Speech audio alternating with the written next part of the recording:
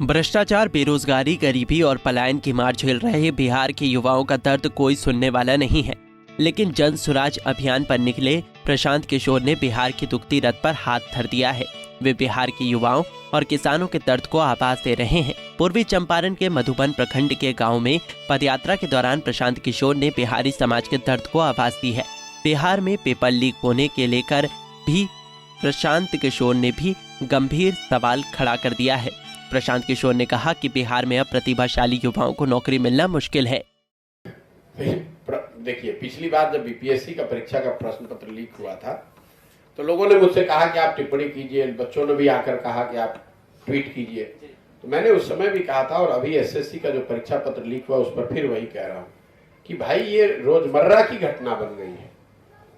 जब आपका पिछले 10 सालों में ये 60 से ज्यादा अलग अलग परीक्षाओं के पेपर बिहार में लीक हुए हैं, न इस पर किसी की जवाबदेही है।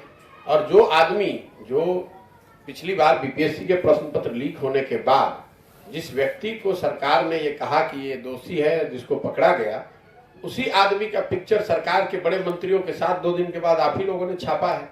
तो आपको पता है कि जब शिक्षा मंत्री या पूर्व शिक्षा मंत्री प्रश्न पत्र लीक करने वाले के साथ बैठकर और उसकी साठगांठ और उसकी फोटो छपेगी तो प्रश्न पत्र लीक नहीं होगा तो क्या होगा।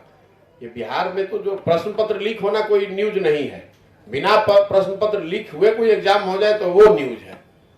सर, बिना मतलब पैसा बिना लिए हुए एग्जाम मतलब नहीं हो सकता, पास नहीं कर सकता है। स्वाभाविक नहीं हो सकता। जब या तो प्रश्न पत्र लीक होगा, जो प्रश्न पत्र लीक नहीं होगा तो जो पिछली बार अभी बीपीएससी का रिजल्ट आया है उसमें भी लोग आरोप लगा रहे हैं कि एक ही सेंटर से सबसे ज्यादा लोग कंपीट किए हैं। तो किसी ना किसी तरीके से जो आदमी भी रसूख वाले हैं, जो पैसा दे सकते हैं, जो गलत मीन्स का उपयोग कर कर वहां पहुंच सकते हैं, वो चाहे प्रश्न पत्र लीक करा के करे या मार्क जो आप आंसर शीट लिख रहे हैं उसमें हेराफेरी हो, या फिर जब फाइनल मार्क्स बनाए जा रहे हैं, रिजल्ट घोषित किए जा रहे हैं उसमें हेराफेरी हो। किसी भी तरीके से जो योग्य लड़के हैं, जो मेहनत कर रहे हैं और उनके पास पैसा देने या भ्रष्ट माध्यमों को इस्तेमाल करने का उपाय नहीं है, उनके लिए नौकरी मिलना। किशोर ने कहा कि बिहार में 60% लोग पूरी तरह से भूमिहीन हैं और 32 साल की समाजवादी सरकार में भूमिहीनों की संख्या जस की तस बनी रही है। पलायन के बाद जो दूसरी सबसे बड़ी समस्या है वो स्वाभाविक तौर पर मजदूर, भूमिहीन जो मजदूर हैं वही लोग पलायन ज्यादातर कर रहे हैं, छोटे किसान। तो एक जो बड़ी समस्या हम लोग को समझ में आई, एक तो बाढ़ की वजह है। दूसरी एक बड़ी समस्या बिहार में पलायन और कृषि से जुड़ा हुआ है, वो है भूमिहीनता का।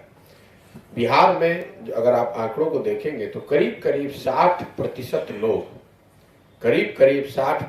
लोग कंप्लीटली भूमिहीन है आज भी। और ये हालात तब है जब 32 साल से या उससे पहले कांग्रेस भी इन लोगों ने समाजवाद के नाम पर राजनीति की है, सरकारें बनाई और चलाई गई हैं। ये वो लोग हैं जिन्होंने समाजवाद की बढ़कर हुंकार भरा है और उनके राज्य में 60% लोग आज भी भूमिहीन हैं। आपके सिर्फ परिप्रेक्ष्य के लिए बता रहा हूं कि राष्ट्रीय स्तर पर यह औसत है 38%, 38%। तो 38% भूमिहीन देश के लेवल पर है, लेकिन बिहार में भूमिहीनों की संख्या करीब करीब 60% है। तो पलायन की एक वजह बाढ़ और उससे होने वाले हानि, और लोगों को पता है कि यहाँ कोई रोजी रोजगार है नहीं, लोग भूमिहीन हैं, मनरेगा की कोई सुविधा है नहीं, तो वो मजदूरी अगर उनको करना है तो राज्य से बाहर जाना पड़ेगा।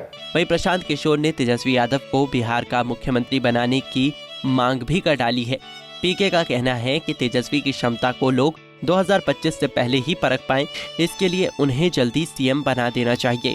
साफ है कि पीके राज्य की सियासी हालात पर कटाक्ष कर रहे हैं। तो मैंने इसीलिए कहा कि साहब इतना दिन वेट नहीं करना चाहिए। आज भी तेजस्वी यादव की मेजोरिटी है, बड़ी पार्टी तो आरजेडी ही है, तो नीतीश कुमार जी को 25 तक का इंतजार नहीं करना चाहिए। उन लोगों का जो आरजेडी का काम करने का तरीका है, जो उनका ट्रैक रिकॉर्ड रहा है, बिहार की जनता ने देखा है। और अभी जो लोग काम कर रहे हैं, जिन विभागों के वो इंचार्ज हैं, उनके मंत्री हैं, उन विभागों में जितना बढ़िया काम हो रहा है उसको देखते हुए नीतीश कुमार जी को 25 तक का इंतजार नहीं करना चाहिए। अभी तेजस्वी यादव जी को मुख्यमंत्री बना देना चाहिए ताकि बिहार की जनता बिल्कुल प्रमाणिक तौर पर देख सके कि अगले 3 साल कितना बढ़िया बिहार चलता है और उसके आधार पर वोट कर सके। बेकार में चुनाव के समय एक नया फेस देने का क्या फायदा है। ये तो नीतीश कुमार जी अपने 20 साल आप रहिएगा और आपके कार्य पर वोट न हो इसलिए चुनाव से पहले किसी दूसरे का फेस लाइएगा, वो तो ठीक नहीं है। जिस व्यक्ति जब उन्होंने घोषणा कर ही दी है कि भाई महागठबंधन लड़ेगा चुनाव तेजस्वी जी के नेतृत्व में, तो तेजस्वी जी को मुख्यमंत्री बना देना चाहिए। मेरा अभी तक का अनुभव जो है 80-82 दिन का चलने का, सारी योजनाओं और लोगों की स्थिति पर मैंने बात करी। राजनीतिक टिप्पणी ये है। बिहार की युवाओं की उम्मीदें दम तोड़ती नजर आ रही हैं। बड़े बड़े वादे कर सत्ता में आने वाले नेता युवाओं के हितों को कोई तवज्जो नहीं देते। परिवार और समाज के उम्मीदों के बोझ तले लाखों लोगों की जवानी खप पड़ चुकी है, लेकिन इसके बावजूद बिहार में बहार होने का दावा किया जाता है। पीके अपने पैदल मार्च में बिहार के युवाओं की पीड़ा को किसी न किसी रूप में जरूर उठा रहे हैं। हालांकि इसका कितना असर होगा ये तो वक्त ही बताएगा। Bureau report, Punjab Kesari TV.